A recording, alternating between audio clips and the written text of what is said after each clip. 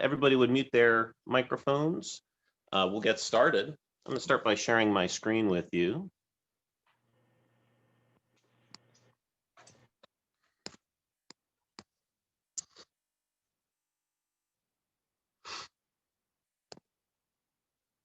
And what I'm showing you here is a website. You can tag along on budzer.com/BM101 if for some reason you're not seeing this clearly. But we'll go through it together here. I figure this might be a little easier than a PowerPoint. So basically what we're going to cover today is why human health is a quadruped. We're bipedal, but human health is a quadruped. You need 4 different things in order to thrive.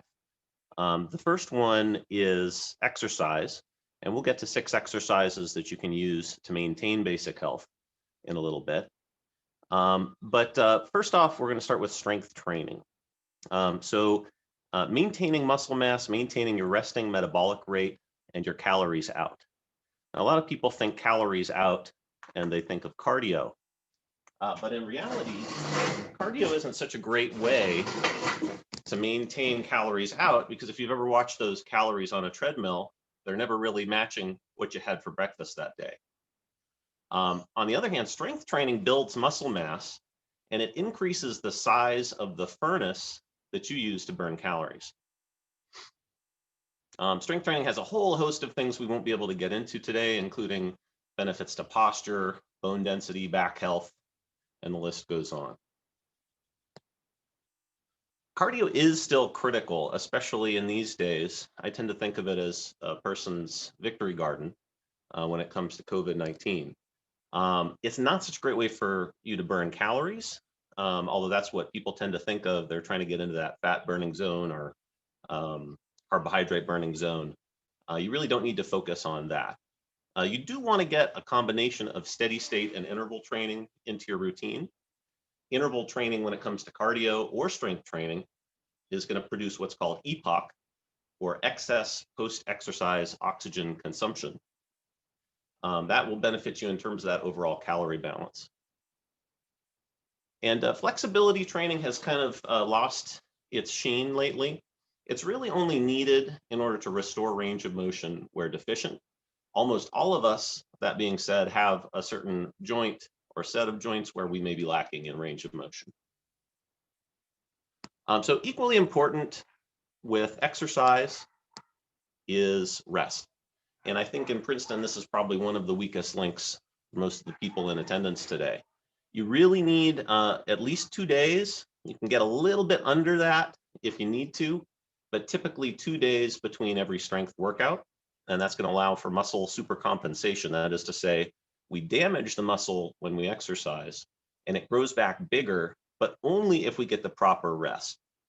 That rest isn't just a question of timing your strength workouts, but also the restorative sleep that you need every single night, typically 7 to 9 hours. So equally important with rest and exercise is nutrition. And that's a question not only of quantity, which is calories in, calories out, but also quality. Now, a lot of people get confused when they hear advertisements saying we're going to turn our fat into muscle. Now, you can't really do that. You're typically only ever in a calorie deficit or calorie surplus at any given time. And that means your body's going to be in a catabolic process. That's where we are losing weight, either from muscle or from fat. Or you're in an anabolic process, which is the phase we want to stay in when we're building muscle. That said, if we're getting too many calories in and we're not doing our strength training, we're probably going to build fat instead of muscle. So next up, in terms of quality, we really want to just make sure that we're getting a wide variety of whole foods. These are the foods that our grandparents think of as food. This includes the macronutrients. These are where we get our calories, carbohydrates, fat, protein, water, and fiber belong in that category, even though they're calorie-free.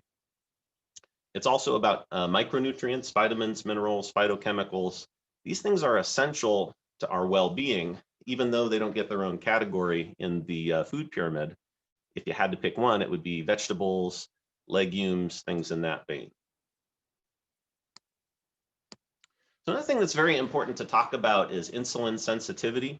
This is basically a feature of the hormone balance in your body. And the reason I mention it is a lot of talk has been going around about intermittent fasting. And all things being equal, even if your calories are the same when you're doing intermittent fasting as they would be if you didn't have a long gap between meals, you're actually potentially going to be better served by taking that break between meals. And I should clarify, you may already be intermittent fasting without knowing it. Basically, if you don't eat any snacks between dinner and breakfast the next day, you're already probably benefiting from intermittent fasting.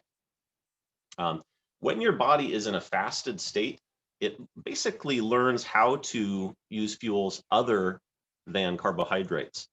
So if you want to get your body burning fat, it behooves you to spend some time without snacking all day. It's important for me as a trainer to do the mea culpa on this, because for the last 10, 20 years, we've been saying, hey, avoid spikes in blood sugar, snack all day. And it turns out that may have been the worst advice we could have given when it comes to things like diabetes, heart disease, and weight loss. So you want to limit your simple carbohydrates. This is another strategy for increasing your insulin sensitivity. That is to say, avoid sugar and starch. But you can also do something I like to call puff up your food. You can add protein, unrefined foods, that's the U, fat or fiber to any given meal that has some sugar in it or some starch in it, and that'll reduce the glycemic load of the food that you're eating. It basically just slows down the length of the speed with which your body processes the sugar in your food into blood sugar, into glycogen. Nutrient timing is another thing to consider, not only in terms of fasting, but in terms of bringing those beneficial calories in right after or right before your workout. That could be about a half an hour to an hour. But when you get those nutrients in at the right time, right before that workout or right after, your body's going to be more likely to use those nutrients to build muscle mass as opposed to fat. Now, moving down to the fourth and last, but equally important part of our quadruped is stress relievers. You can call this the mind-body connection. There's really not a whole lot of science for me to give you on this topic, because basically it all works. Anything that builds a sense of community, anything involving touch, meditation. I have slow in italics there because when my Princeton people think of walking, typically they're talking about speed walking. I mean meandering. I mean walking with no destination in mind. Tai Chi, gardening, I think you get the idea. Everybody has something in their life that reduces their blood pressure, and that's what we're looking for here. When you don't have enough of that in your life on a daily or weekly basis, you risk chronic stress. That can elevate your cortisol levels, and as a result of that, you end up with a dampened immune system, particularly important these days. You end up in that catabolic state, so you could be doing everything else right. You could be doing your exercises, you could be resting, you could be doing the best diet you could imagine, and you're still going to be in that catabolic state if your body is constantly under stress of the wrong type. And the biggest problem for people worried about heart disease, diabetes, all of those clustered diseases is visceral fat, and that can be another result of constant mental stress. When you find that thing that brings the blood pressure down consistently, that's going to benefit your mental health. I know that's another concern these days, so please keep that in mind. So without any more delay, let's talk about those 6 strength training exercises you can do. Basically, you want to do anything that breaks a sweat for you. That's 6 to 10 minutes of light aerobic activity. You're going to want to do, once you break that sweat, 10 repetitions, which works out to about 30 seconds for stationary exercises, or 10 repetitions for the non-stationary exercise, the dynamic ones. And you're just going to repeat the sequence 2 to 3 times. I have 2 times on there because we're talking about body maintenance. When we want to build muscle, we're really looking for those 3 sets of 10 repetitions. Now, as advertised, this is a routine that can benefit athletes and novices alike. The trick is to find a type of exercise that is challenging enough to make the 10th repetition bring you to fatigue. And what we mean by that is simply that by the 10th rep, you really only have 3 to 5 repetitions left on reserve with good form. Now, you're not going to get to fatigue on something like cat-cow. I have some mobility exercises in here as well. But it's important that we maintain full mobility as we get older. And these will also serve as a great set of warm-up exercises that you can do. If you're like me, you're probably already sweating. I'm out in the Arizona heat right now. Otherwise, you're going to want to start with something easy. So I break this exercise down into optional regressions. Essentially, we're just doing 10 repetitions or 30 seconds of alternating between what's called cat and here's cow. So there's cat again with an exhale, cow with an inhale. And as an optional regression, we'll take that into a static exercise called Sphinx pose. And essentially, we're just going to try and lift the chest and draw the chin and ears back away from the hands. Now he's going a little bit into a hyperextension of that thoracic and cervical spine. He could actually look down at his hands and he'd still be doing just fine. We want to try and bring the chin and ears away from the hands. Again, these two are optional regressions from cat-cow. If you want to combine them, you can into the cat-cow movement.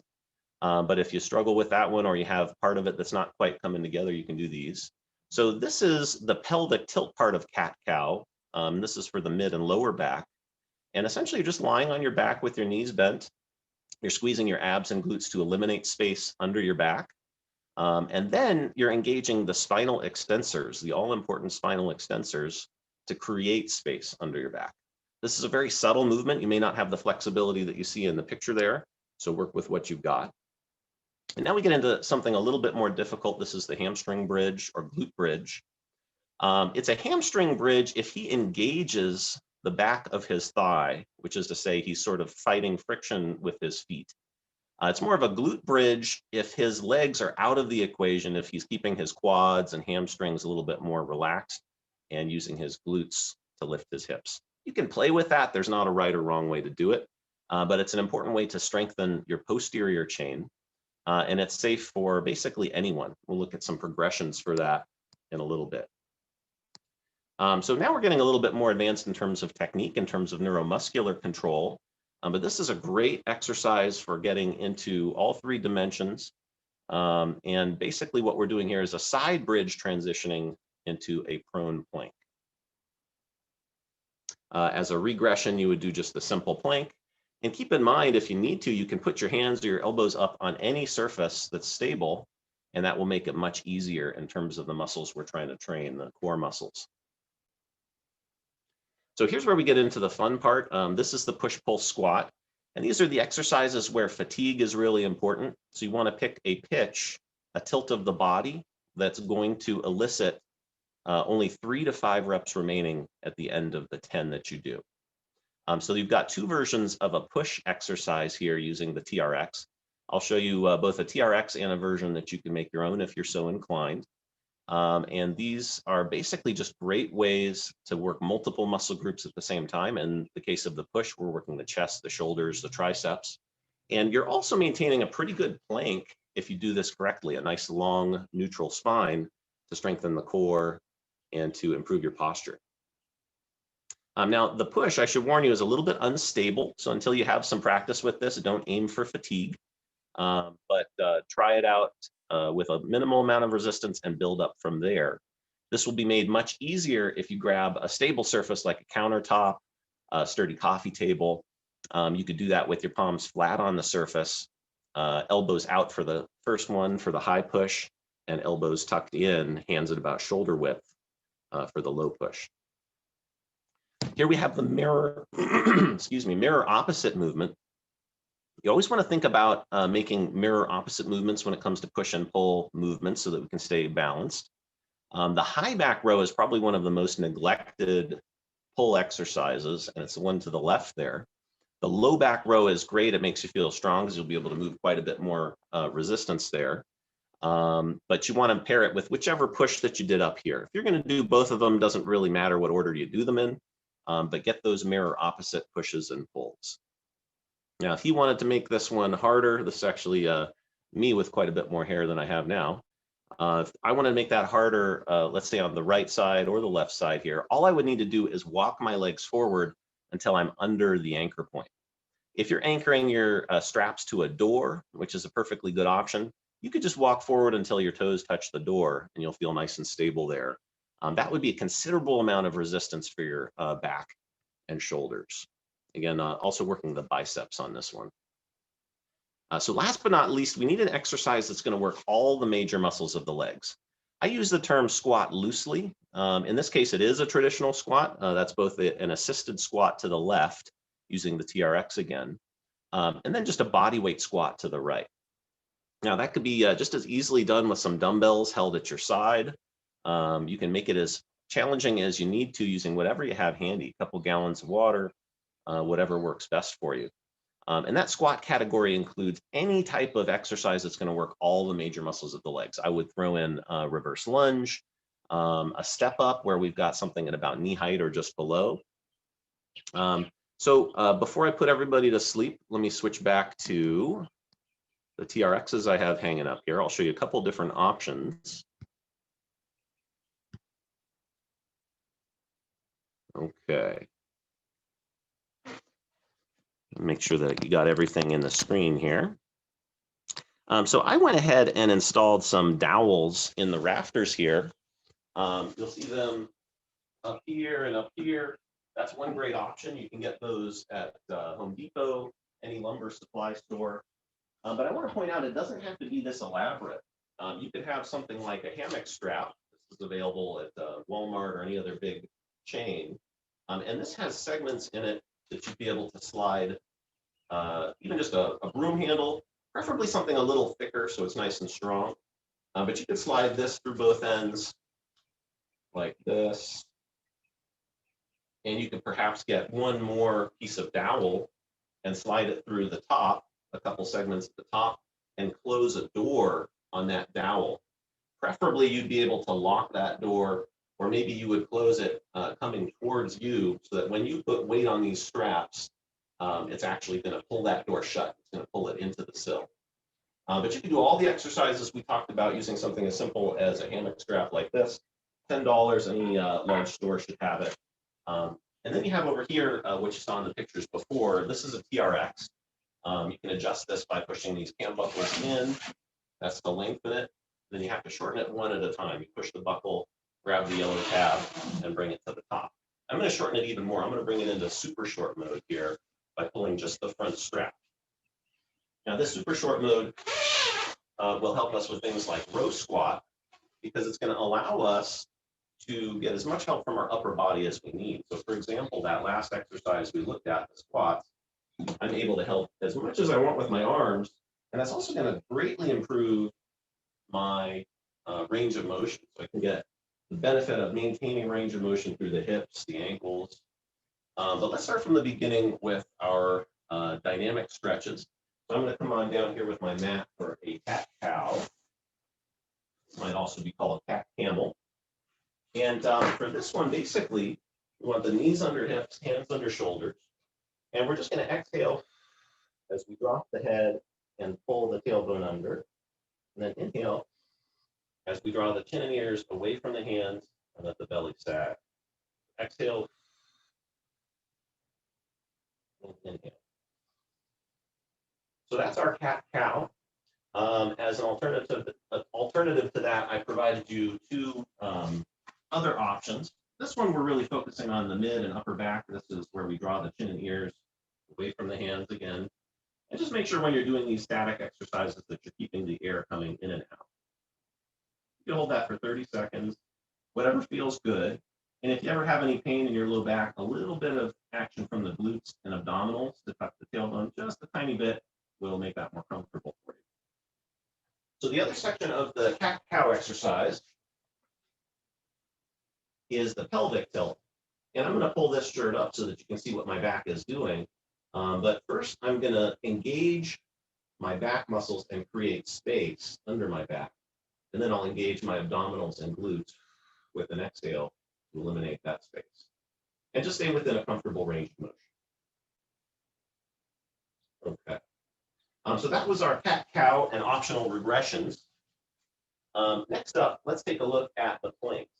So I'm going to start with a dynamic plank. That was elbows and toes. And from here, I'm just going to alternate onto either side. And you can keep your feet as wide as you like on this one.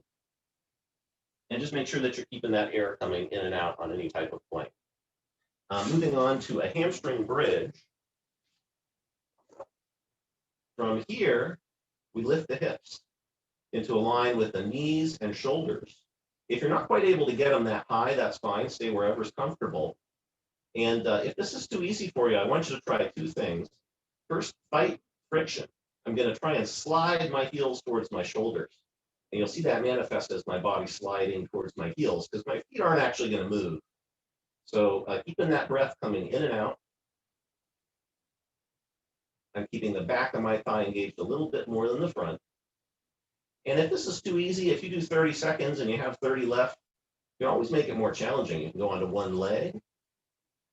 You can even, if you really want to challenge, pull that knee up over the hips. Maybe even straighten that leg.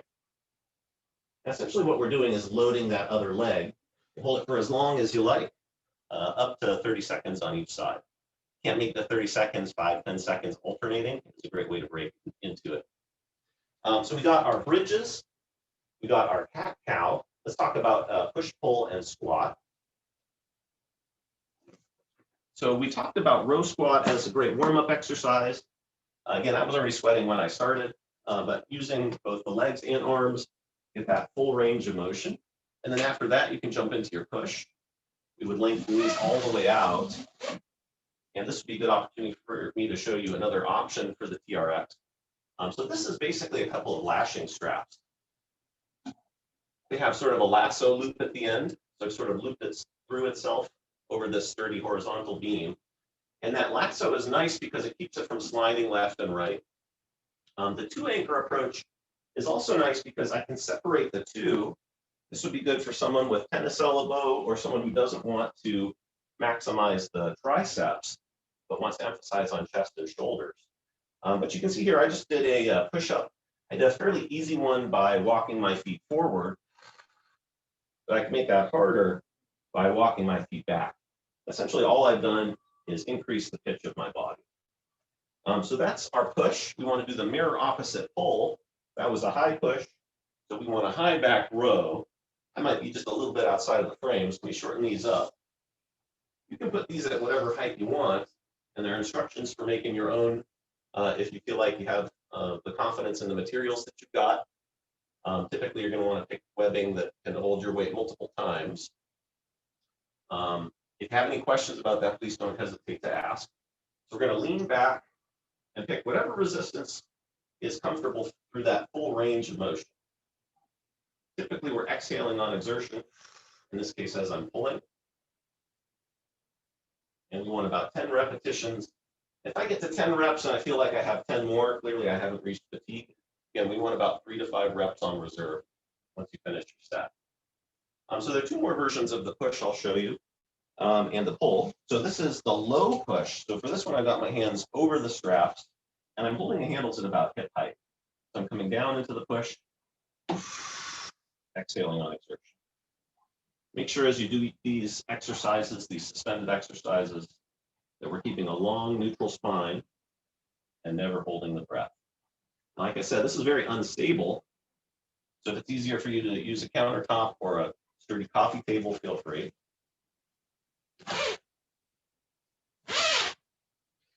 And I'm shortening these up for the pull so that I stay in the frame, but also so that my feet don't slip out from under me. If you're doing the pull exercises and you feel like to get the amount of resistance you need, you're kind of slipping, just shorten up the straps to whatever level you need. So we do our low row here, elbows under the shoulders. Or if that's too easy, I can get all the way under this anchor in whatever direction works. I can do that fully inverted row. Even straighten my legs to make it as challenging as possible. And I think that's a pretty good synopsis of that 6-exercise workout. I'm going to come back around and see what questions you guys have. If one of my administrators can unmute everybody or unmute people selectively, I'd be happy to take any questions.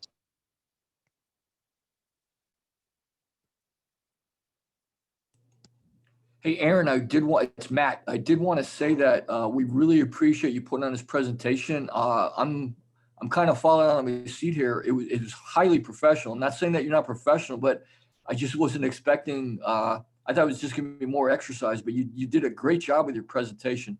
Very That's professional, my pleasure. very informative. Really appreciate it. I feel really fortunate to be with family in these days. I know a lot of people aren't, but this Arizona weather can't be beat as long as you get out by 9 a.m. Yeah, and we also feel, Aaron's one of our personal trainers at the university. We feel very fortunate to have someone of his caliber on our staff. Let's see if I can get myself back on here. Well, thank you, Matt. I appreciate that.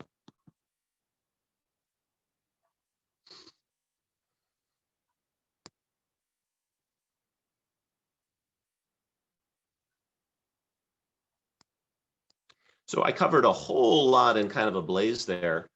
So if any of those exercises are unclear, or if you have any questions about setting up a TRX, I'd be happy to go into that. In fact, I might share my screen again in the meantime, and I'll show you guys what I have here on the website for you.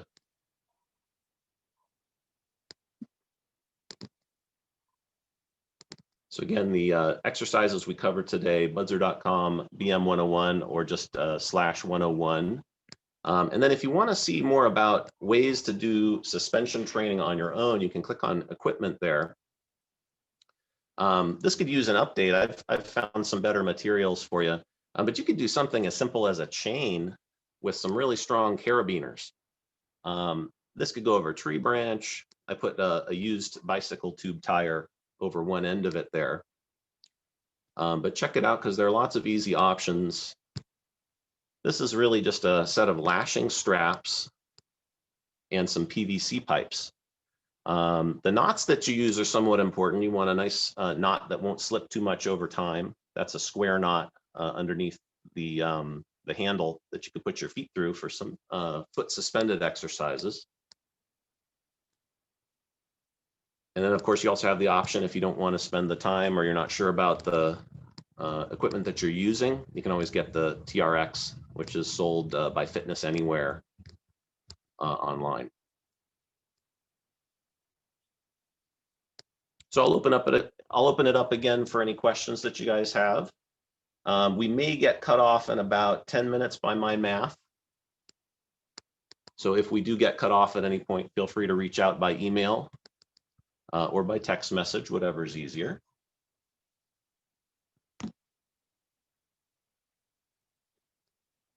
You can see some of those more advanced exercises here.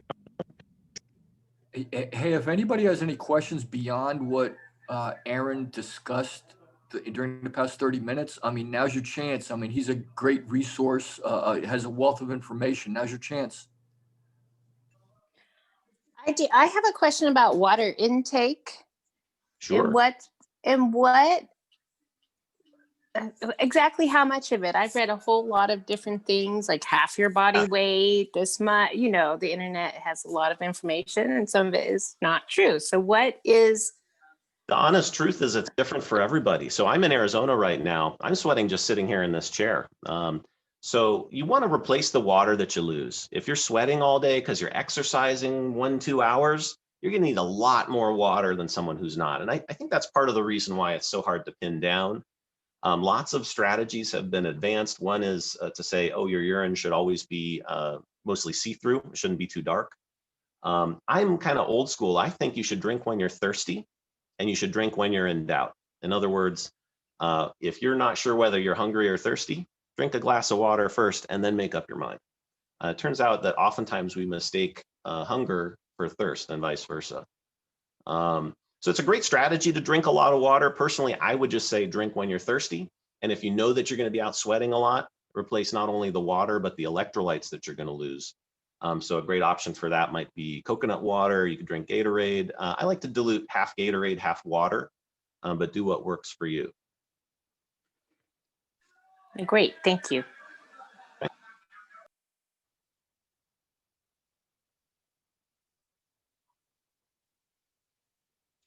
So as sort of a bonus, while we're waiting for any other questions you guys might have, let me see if I can remember a resource for you. Actually what I'm going to do, I'm just going to type TRX. Now these exercises don't have to be done with TRX. They can be done with any sort of suspension exercise, but budzer.com/TRX will give you a long list of push-pull, squat, and sort of dedicated specific exercises the core. Section here for supplementary exercises, which could very well be in that list that I gave you. This would be a great progression length that we did that also includes gluteus, a muscle that stabilizes the hips. Very important as we get older to prevent falls. It's huge for athletes who need their as possible. And then here's another one I really want to show the guys, especially if you're doing a lot of push-ups. The muscles that hold the ball in the socket when you're doing a push-up are the external rotator cuff muscles. We target those with a simple exercise. You can even bend forward, bending your hips at 45 degrees, lean forward. In other words, gravity, very movement, just the weight of your arm.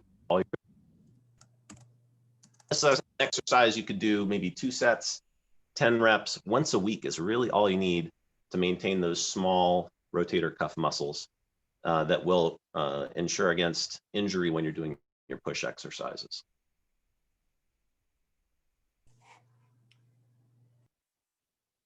Hey, Aaron, when you get a chance, could you put because we had one question in the chat box asking for your website or a question in relation to possibly using your website. Would you be able to type that in the chat box so everybody has Sure. the address? Okay, running out of time. Let me see if I can get these in here for you. So pretty much anything you need, you can find. I think if I send this, I'll be sending just to you, Matt. Let me see if I can make everybody. Everyone. There we go. Pretty much anything you need to find, you can find at budzer.com. And you can use the, make sure I don't let autocorrect. You can use the menus to find what you need. So that's the main site.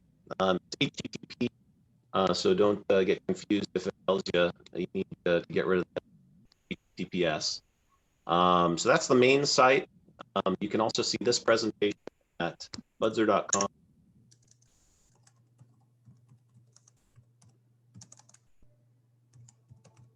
Oh, this new phone.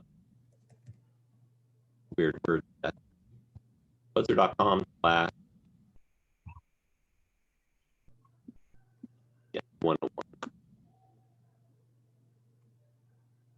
And I'll just give you one more URL. You can email if you need any other help with this.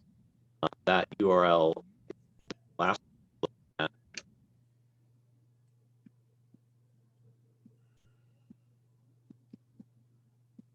And that's budzer.com/TRX. That'll just give you some ideas to work with. All of those different categories: core, push, pull, squat.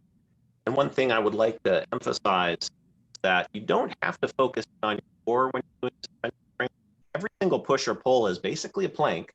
So you're going to derive a lot of benefit in terms of postural and building strength through your entire kinetic chain, through your whole body. And if anyone wants to reach out, you can get me at aront@princeton.edu. Or you can reach me by text at 650-485-3033. Anybody have any other questions? Hey, Aaron, how easy are those straps to like get off and on? Like, so I don't have a lot of space, and yeah. But I have a school nearby where they have like monkey bars and parallel bars and things like that. Are they easy to just kind of like, I could just walk them over there and use them there, or are they? Yeah, great question. So you can hang them from any sturdy horizontal object. The only time it gets tricky is when that object is out of reach. But you can kind of Indiana Jones it, if you can picture that. It just has that whip handy to grab onto something and grapple with.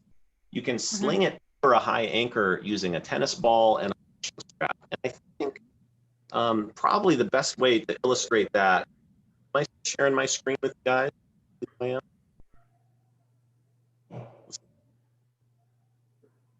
I have a video up on YouTube that you can search for Okay, I'm still sharing my screen, so let me pull this up. And again, everyone, I apologize in advance if we get cut off here, but you can reach out to me for this info if you need it. I suspect you'll be able to just head to YouTube and type in Aron Talenfeld or Budzer.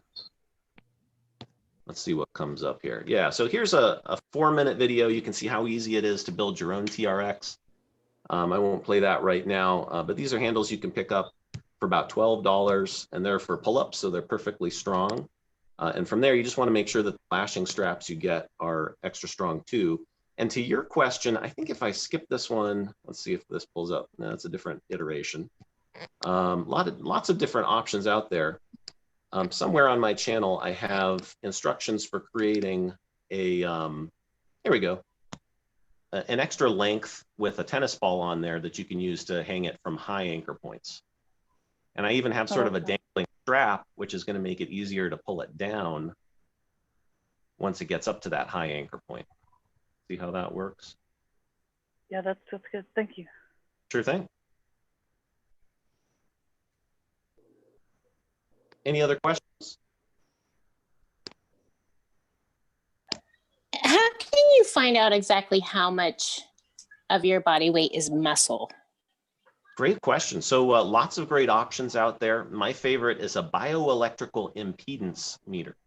I wish there were a particular model I could recommend. The one I like is a handheld version. They don't seem to manufacture anymore. But you can buy a scale. And basically what it does is the scale has 2 metal plates you step on, and they send an imperceptible electrical charge through your body. It's basically gauging by your subcutaneous fat, the amount of resistance it provides, how much fat you have through your whole body. It's not the most accurate method, but it's fairly precise, provided you follow the instructions that come with it. And that is to say, it's going to tell you the direction of change over time. It's a great option. You can also come on into Dylan when we open up again, and we'll do the caliper test on you. That's another time-tested method. And if it's really important to get accuracy and precision, you can get a DEXA scan, and they can also do basically a buoyancy test and find out what the density of your body is in order to extrapolate how much is fat and how much is lean mass. That's bone, fascia, and muscle. I would recommend, for practicality's sake, that you just look for a bioelectrical impedance meter, and typically that's going to be scale. Oh, perfect. Thank you. You might have to type that all out. Yeah, let me see if I can get it. The wire here. Hopefully I can spare you guys my YouTube feed.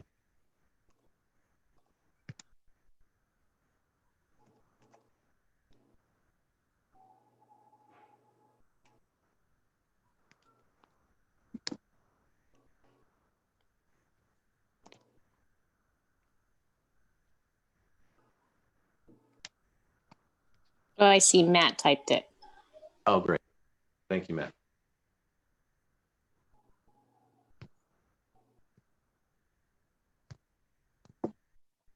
Yeah, you guys can enjoy my fiddling away here. There we go. That's what I was looking for. Any other questions come to mind?